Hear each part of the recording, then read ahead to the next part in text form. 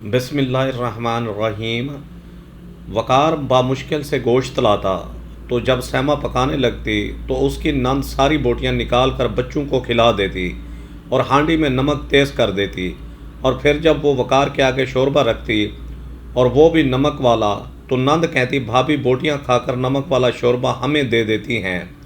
تو وقار یہ سن کر سیما کو ڈنڈوں سے مارنے لگتا اور باقی سب تماشا دیکھتے۔ ایک دن نند کا شوہر آیا تو اس نے شوہر کے لیے گوشت بنایا تو سیما نے ہانڈی میں مرچ کا ڈبہ انڈیل دیا، اور جب اس نے شوہر کو کھانا دیا تو پہلا لقمہ لگاتے ہی وقار گورنمنٹ کے محکمے کا معمولی 17 گریڈ کا آفیسر تھا اور ایماندار تھا۔ اس کی شادی ہوئی تو سیما اس کی زندگی میں شامل ہو گئی۔ سیما نہایت ہی پڑھی لکھی اور سلیقہ شعر قسم کی لڑکی تھی۔ ساس تو حیات نہ تھی لیکن بڑی نند ساتھ ہی رہتی تھی، کیونکہ اس کا شوہر بیرون ملک جاب کرتا تھا، اس لیے وہ اپنے بھائی کے ساتھ رہتی تھی۔ حالانکہ اس کا اپنا گھر بھی تھا اور سسرال بھی، لیکن اپنے بچوں سمیت اس نے وقار کے گھر پہ ہی ڈیرا جمایا ہوا تھا۔ سیما کی سلیقہ شعری اور خوبصورتی دیکھ کر اس کی نند عمرانہ کو اس بات سے بھی بڑی جلن تھی کہ وہ دونوں میاں بیوی میں کافی اتفاق تھا۔ عمرانہ کے بچے نہایت بدتمیز قسم کے تھے، لیکن سیما نے پہلے دن ہی انہیں ڈانٹ کر سمجھا دیا تھا کہ گھر میں گند اور پھیلاؤ اسے پسند نہیں ہے۔ سارے گھر کا کام سیما ہی کرتی تھی۔ عمرانہ تو بس ٹانگ پہ ٹانگ رکھے بیٹھی رہتی تھی۔ ناشتہ سیما ہی بنا کر ٹیبل پہ رکھتی تھی۔ چند دن تو عمرانہ اس پر بڑا روک جماتی رہی، یہ کہتی رہی کہ آج یہ بنا لو، آج وہ بنا لو، میرے بچے یہ شوق سے کھاتے ہیں۔ سیما نے چند دن تو نند کی باتیں سنی، حالانکہ شادی کے فوری بعد اس نے خود ہی کچن سنبھال لیا تھا۔ نند نے یہ بھی کہنے کی زحمت نہیں کی تھی کہ تم نئی نویلی دلہن ہو، 4 دن بیٹھ کر آرام کر لو۔ جیسے ہی سیما نے شادی کے تیسرے دن کچن کا کام شروع کیا تو اس کو عمرانہ کہنے لگی، یہ تو تم نے بہت اچھا کیا۔ البتہ وقار کا رویہ سیما کے ساتھ بہت اچھا تھا۔ وہ جب بھی گھر آتا تو کھانا کھانے کے بعد سیما کو اپنی موٹر سائیکل پر باہر لے جاتا۔ وہ اسے کبھی پھولوں کے گجرے لے دیتا تو کبھی پان، یا کبھی آئس کریم کھلا دیتا تو کبھی کھانا بھی وہ باہر سے ہی کھا لیتے تھے۔ جب عمرانہ یہ سب کچھ دیکھتی تو اس سے برداشت نہیں ہوتا تھا۔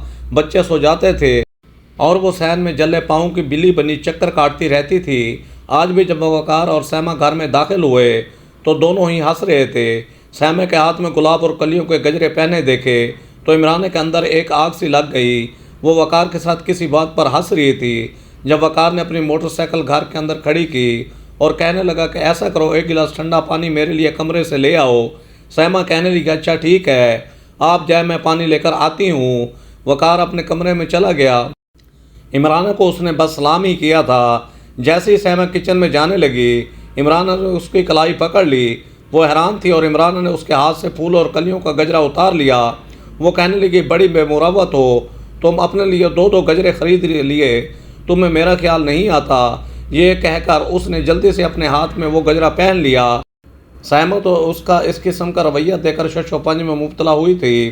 وہ کہنے لگی یہ وقار کو پسند تھا، میں نے تو انہیں کہا تھا کہ وہ اپنی بہن کے لیے بھی لے لیں۔ تو وہ کہنے لگے کہ جب اس کا شوہر بیرون ملک سے آتا ہے تو عمرانہ کے لیے بہت سارے تحفے لاتا ہے، اور یہ تحفہ شوہر ہی اپنی بیوی کو دے تو زیادہ اچھا لگتا ہے۔ تو وہ کہنے لگی وہ تو سالہ سال نہیں آتا، اور سالہ سال میں یہاں اپنا دل جلاتی رہتی ہوں۔ یہ کہتے ہوئے اس نے اپنی آنکھوں کو یوں رگڑا جیسے آنسو رگڑ کے صاف کر رہی ہو۔ سیما کہنے لگی مجھے وقار نے بتایا تھا کہ خالد بھائی آپ کے کہنے پر ہی بیرون ملک گئے ہیں، وہ تو یہاں سے جانا ہی نہیں چاہتے تھے، لیکن آپ نے ہی کہا کہ بیرون ملک جاؤ، اچھی جاب ہے، پیسے اچھے ملیں گے۔ تو وہ کہنے لگی یا تو شوہر کی سنگت ملتی ہے یا پھر پیسہ، اور میرے خیال سے خالد بھائی آپ کو اچھی خاصی رقم بھیجتے ہیں۔ یہ سننا تھا کہ عمرانہ کو تو گویا آگ سی لگ گئی تھی۔ سچ تو یہ تھا کہ عمرانہ کے اصرار پر ہی خالد بیرون ملک میں جاب کرنے پر مجبور ہوا تھا، ورنہ یہاں بھی اس کی اچھی جاب تھی، لیکن عمرانہ کو پیسوں کی لالچ تھا۔ اس نے اپنے کرائے کا گھر چھوڑ دیا اور بھائی کے گھر آ کر اس کے ساتھ رہنے لگی۔ جتنا بھی پیسہ خالد اسے بھیجتا تھا وہ گھر پہ خرچ نہیں کرتی تھی، بلکہ سارا خرچہ وقار کے سر پر تھا۔ پہلے تو وہ خاموش تھا، لیکن اب سیما اس کی زندگی میں آ گئی تھی اور اسے اپنی بیوی سے محبت بھی بہت تھی۔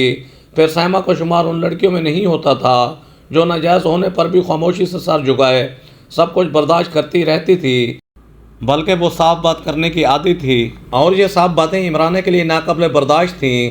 بھائی سے وہ بگاڑ نہیں سکتی تھی کیونکہ اسی کا کھا رہی تھی، اسی کے پیسوں پر اپنے بچوں کو سکول داخل کروا رکھا تھا۔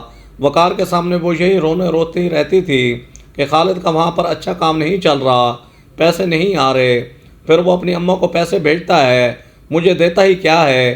ایسی باتیں کر کر کے وہ وقار کے پیسے مانگتی رہتی اور وہ بھی مروتا اسے پیسے دیتا رہتا تھا۔ سیما کو پسند عمرانہ نے ہی کیا تھا، اسے لگا تھا کہ وہ روب سے رکھے گی اور گھر پر اسی کی حکومت ہوگی، لیکن سیما کا مزاج ہی ایسا نہیں تھا۔ وہ گھر میں ایسے رہتی تھی کہ یہ گھر اسی کا ہو اور دیکھا جائے تو اسی کا ہی تھا، لیکن عمرانہ سے یہ بات برداشت نہیں ہوتی تھی۔ جس طرح سے آج اس نے عمرانہ کو احساس دلایا تھا، اس کا دماغ ٹھٹک کے رہ گیا تھا۔ وہ یہ سوچنے لگی تھی کہ کسی طرح سے کچھ ایسا کرے کہ وقار کی نظروں میں سیما کو گرا سکے تاکہ وقار کو اپنی مرضی کے مطابق چلا سکے۔ وہ چاہتی تھی کہ اس کا بھائی اس کے آگے پیچھے پھرتا رہے، اس کے بچوں پر خرچہ کرے اور بیوی کو نوکر اور غلام بنا کے رکھے، عمرانہ کی ہی حکومت اس کے میکے میں جاری رہے۔ بہرحال اب جب بھی وقار سیما کے ساتھ باہر جاتا تو عمرانہ سے یہ سب کچھ برداشت نہیں ہوتا تھا۔ اس بار جب وہ گھر واپس آئے تو وقار نے عمرانہ سے کہہ دیا کہ آپا آپ کیوں جاگتی رہتی ہیں، آپ کو ہمارا انتظار کرنے کی ضرورت نہیں ہے، سو جایا کریں، ہمارے پاس بیرونی گیٹ کی چابی ہوتی ہے، ہم خود اندر آ جایا کریں گے۔ تو وہ کہنے لگی مجھے تم دونوں کی فکر ستاتی رہتی ہے، ارے اتنی خوبصورت بیوی ہے تمہاری، تم رات 12 بجے تک اسے باہر لے کر گھومتے رہتے ہو، خدا نہ خواستہ اگر کوئی حادثہ ہو گیا تو تمہیں نہیں پتہ کہ ملک کے حالات کیسے ہیں۔ پھر سیما کا ہاتھ پکڑا اور اسے وقار کے پیچھے کیا۔ وہ کہنے لگی لڑکی تم تو عقل سے کام لو، منہ اٹھاتی ہو شوہر کو کہتی ہو کہ چلو اور وہ بھی کاٹ کا الو تمہارے کہنے پر تمہیں باہر لے کے گھومتا رہتا ہے، سرخی پاؤڈر لگا کر تم شوہر کے ساتھ چلتی بنتی ہو، کسی دن کسی چور و چکے کی نظر پڑ گئی تو پیسوں سے بھی ہاتھ دھونا پڑے گا اور عزت سے بھی۔ ارے بھائی مجھے تو بڑی فکر ستاتی رہتی ہے، دل میں حول اٹھتے رہتے ہیں، اس لیے میں جاگتی ہوں، تم لوگوں کا انتظار کرتی ہوں، تو کیا غلط کرتی ہوں۔ عمرانہ نے اپنا دوغلا پن دکھانا شروع کر دیا تھا، بھائی کے سامنے اچھی بننے لگی تھی۔ وقار یہ سن کر سوچ میں پڑ گیا اور کہنے لگا کہ آپا آپ کی بات بالکل ٹھیک ہے، میں نے تجھے سب سوچا ہی نہیں ہے۔ سیما کہنے لگی وقار آپ بھی کیسی باتیں سوچنے لگے ہیں، ایسی بھی کوئی بات نہیں ہے، اور 12 بجے کا وقت تو عام سا وقت ہوتا ہے، ہم کون سا رات کے 3 بجے تک موٹر سائیکل پر گھومتے رہتے ہیں، اس وقت تو کافی رش ہوتا ہے، اور پھر بدر میں گھر کے کاموں میں گھن چکر بنی رہتی ہوں، یہ تو دن ہوتے ہیں گھومنے پھرنے کے، آپ آفس میں ہوتے ہیں تو اتوار والے دن بھی آپ مجھے کہیں نہیں لے کر جاتے، بس یہی وقت ہوتا ہے کہ ہم 2 گھنٹے کہیں گھوم پھر لیتے ہیں، باتیں کر لیتے ہیں۔ وہ کہنے لگا کہ ہاں آپا سیما ٹھیک ہی تو کہہ رہی ہیں، 12 بجے تو کافی رش ہوتا ہے سڑکوں پر، اس لیے کوئی حادثہ نہیں ہوگا، آپ فکر مت کیا کریں، بس آپ آرام کر لیا کریں۔ عمران نے جب یہ دیکھا کہ سیما نے اس کا یہ وار بھی خالی چھوڑ دیا ہے تو اسے برداشت نہیں ہو رہا تھا کہ اب وہ ایسا کیا کرے کہ وقار کے سامنے سچی بن سکے۔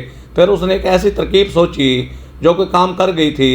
وقار کو بکرے کا گوشت بہت پسند تھا، اس لیے ہر اتوار وہ تھوڑا سا بکرے کا گوشت سیما کو لا کر دیتا تھا اور کہتا تھا کہ اس کا شوربہ بنا لو تاکہ سب کو تھوڑا تھوڑا حصے میں آ جائے۔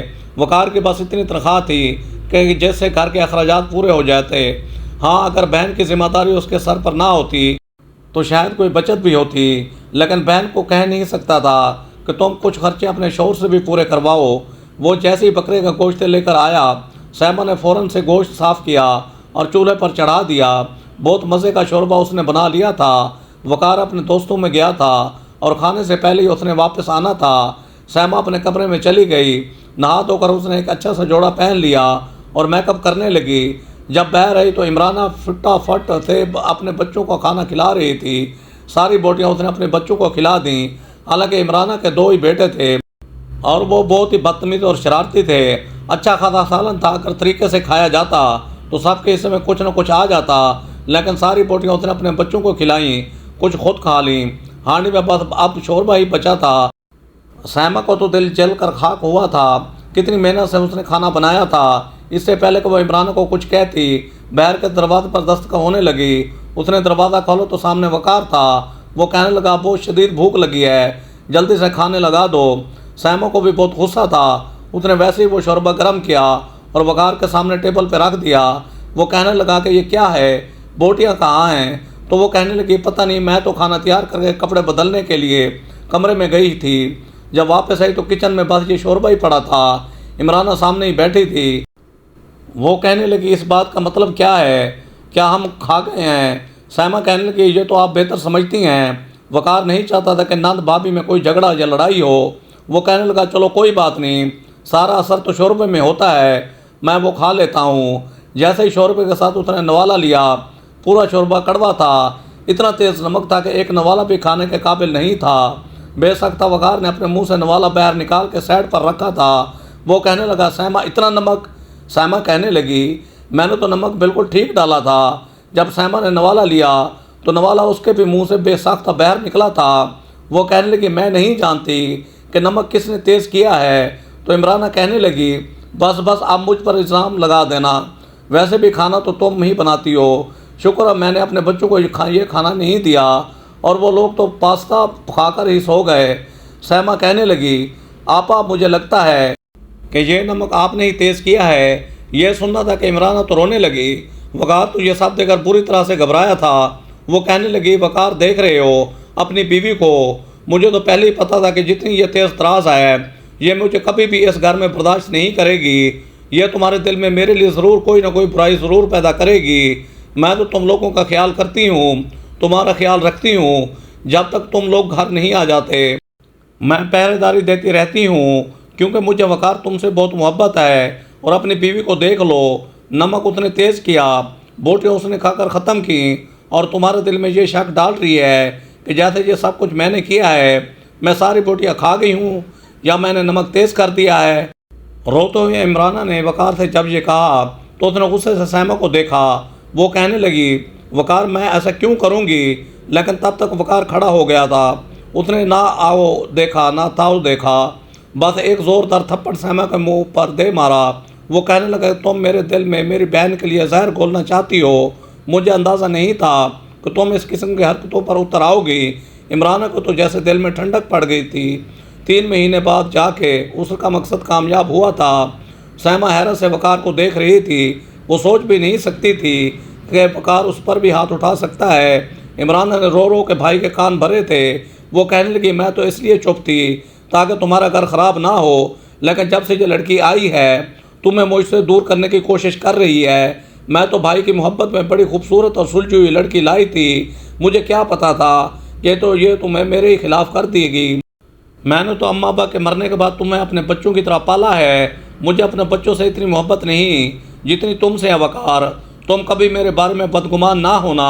وقار کہنے لگا آپا آپ فکر نہ کریں، یہ کہہ کر وہ اپنے کمرے میں چلا گیا۔ سائمہ روئے جا رہی تھی لیکن اسے اب پرواہ نہیں تھی۔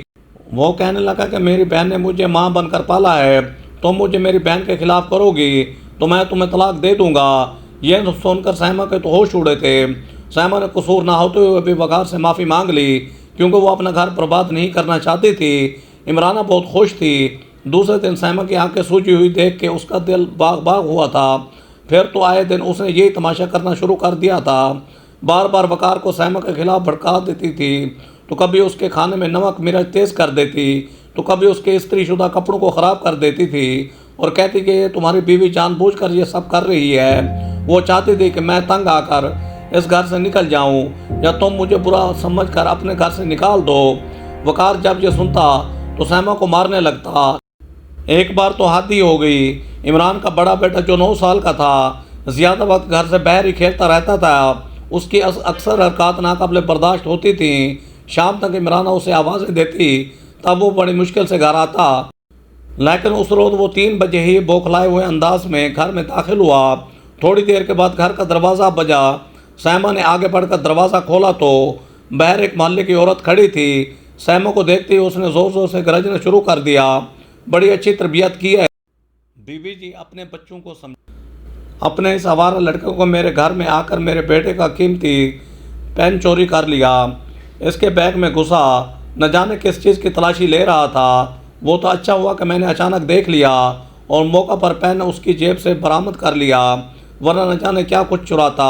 عورت کا شور اور ہنگامہ جاری تھا کہ اندر سے عمرانہ باہر نکل آئی۔ اس نے پین سن لیا تھا کہ بیٹے کے بارے میں عورت کیا کہہ رہی ہے۔ دونوں میں لڑائی ہونے لگی۔ عمرانہ کسی صورت ماننے پر تیار نہیں تھی کہ اس کے بیٹے نے چوری کی ہے۔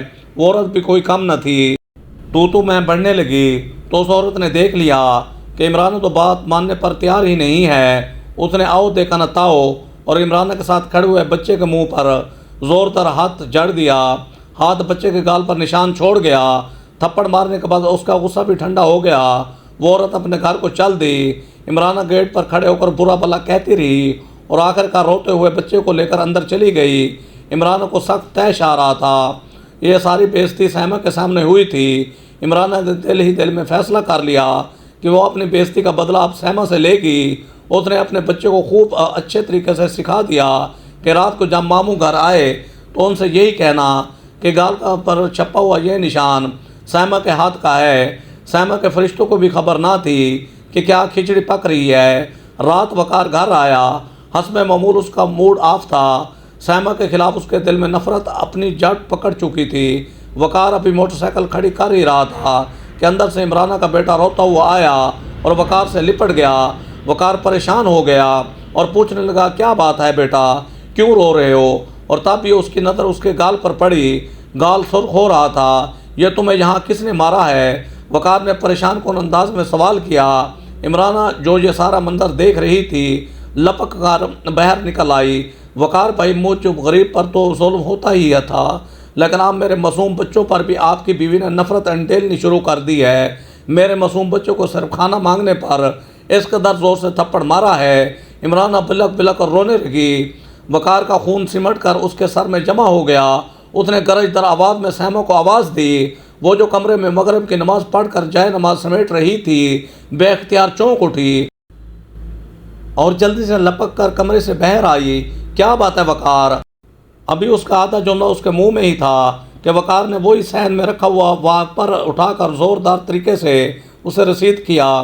وہ اتنا جاہل آدمی تو نہ تھا مگر تکارا باہر سے آیا اور آتے عمرانہ نے اس کے کان بھر دیے تھے۔ اوپر سے اسے شدید غصہ تھا کہ سیمہ نے ایک چھوٹے بچے پر کیوں ہاتھ اٹھایا ہے۔ وہ اندھا دھند سیمہ کو پیٹنے لگا۔ وہ روتے ہوئے پوچھتی رہی کہ آخر میرا قصور کیا ہے۔ عمرانہ شاطرانہ انداز میں مسکراتی رہی۔ سیمہ کو اندازہ ہو گیا تھا کہ آج اس نے پھر کوئی چال چلی ہے۔ وقار مار مار کر تھک گیا تو ویپر وہیں پھینک کر خود کمرے میں چلا گیا۔ سیمہ کی حالت بری ہو چکی تھی۔ عمرانہ نے اس کی جانب ایک تمسخرانہ مسکراہٹ اچھالی اور بیٹے کو لے کر اندر چلی گئی۔ سیمہ وہیں زمین پر بیٹھی رہ گئی۔ اسے سمجھ آ گئی تھی کہ جب تک عمرانہ اس گھر میں ہے اس کا گھر نہیں بچ سکتا۔ رونے دھونے اور مظلوم بنے رہنے کا کوئی فائدہ نہ ہوگا۔ 2 روز بعد کی بات ہے جب عمرانہ غیر معمولی طور پر پھرتیاں دکھاتی ہوئی نظر آئی۔ اس کا شوہر بیرون ملک واپس آ رہا تھا۔ اس نے صبح سے ہنگامہ مچا رکھا تھا کہ گھر میں بکرے کے گوشت کے سوا کچھ نہ پکے گا۔ شوہر کے لیے کھانا بنانا تھا تو پہلی دفعہ عمرانہ نے اٹھ کر کچن کا رخ کیا۔ کھانا بناتے ہوئے وہ مسلسل گنگنا رہی تھی۔ اسے پتہ تھا خالد ایک لمبے عرصے بعد آ رہا ہے تو یقیناً اس کے لیے بہت سارے تحفے تحائف بھی لے کر آئے گا۔ شام کا وقت ہو گیا۔ ایئرپورٹ سے سیدھا عمرانہ کی ماں کے گھر ہی آیا۔ وہ جانتا تھا عرصہ ہوا عمران نے اپنے گھر کا رخ نہیں کیا۔ عمرانہ کھانا بنا چکی تھی، بکرے کا خوب لذیذ سالن اور ساتھ میں کسٹرڈ، اور اس وقت اپنے کمرے میں گھسی بناؤ سنگار کر رہی تھی۔ خالد آیا، اس سب سے ملا۔ سب نے خوش دلی سے اس کا استقبال کیا۔ عمرانہ اترائی پھر رہی تھی۔ خالد جس طرح گانا نظروں سے اسے دیکھ رہا تھا وہ سیمہ کو جتا رہی تھی کہ اب وقار کی نظروں میں ایسی کوئی بات نہ رہی ہے۔ عمرانہ نے کھانا لا کر خالد کے سامنے رکھا۔ وہ نہا دھو چکا تھا۔ بیٹھتی اس نے روٹی کا ایک نوالا توڑا۔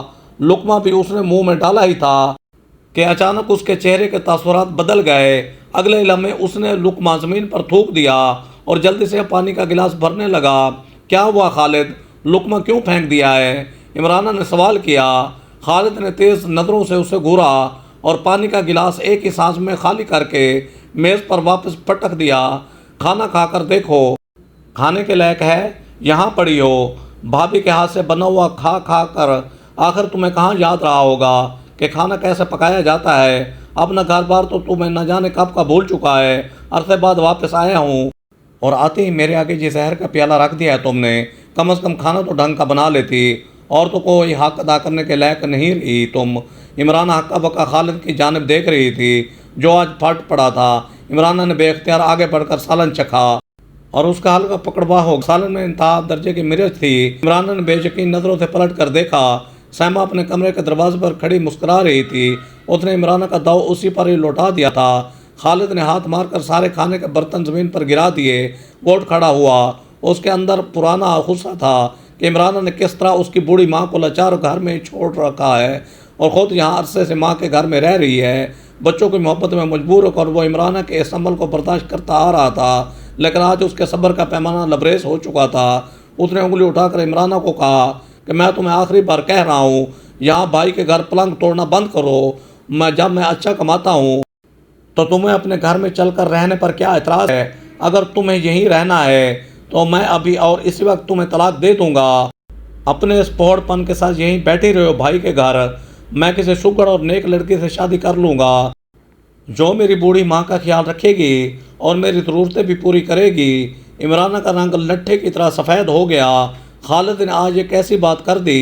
اس نے گھبرا کر پلٹ کر دیکھا، سیما ابھی بھی مسکرا رہی تھی۔ اس کا وار کام کر گیا تھا۔ عمران گھبرا کر خالد سے معذرت کرنے لگی۔ اس نے جان لیا تھا کہ اگر آج وہ اپنے گھر لوٹ کر نہ گئی تو ہمیشہ کے لیے طلاق کا لیبل ماتھے پر لگ کر یہیں بیٹھی رہ جائے گی۔ اس نے دل ہی دل میں سیما اور وقار پر لعنت بھیجی اور خالد سے معذرت کرنے لگی۔ خالد اسے راہ راست پر آتا دیکھ کر اپنا رویہ نرم کر لیا۔ اگلے ہی لمحے عمران پیکنگ کرنے کے لیے اپنے کمرے میں جا چکی تھی۔ سیما نے بے اختیار ایک سکھ کا سانس لیا۔ اگر وہ مظلوم بنی صرف روتی رہ جاتی تو کبھی اپنا گھر نہیں بچا سکتی تھی۔ وہ جانتی تھی عمران اگر گھر سے چلی جائے گی تو وقار جیسے نرم دل انسان کا دل صاف کرنا ناممکن نہ تھا۔ ناظرین برائے مہربانی میرے چینل شوکت وائس کو سبسکرائب کریں، بیل آئیکن کو دبا کر آل پر کلک کر دیں تاکہ آپ آنے والی نیو ویڈیو کا نوٹیفیکیشن بر وقت مل سکے۔ تھینکس فار واچنگ، اللہ حافظ۔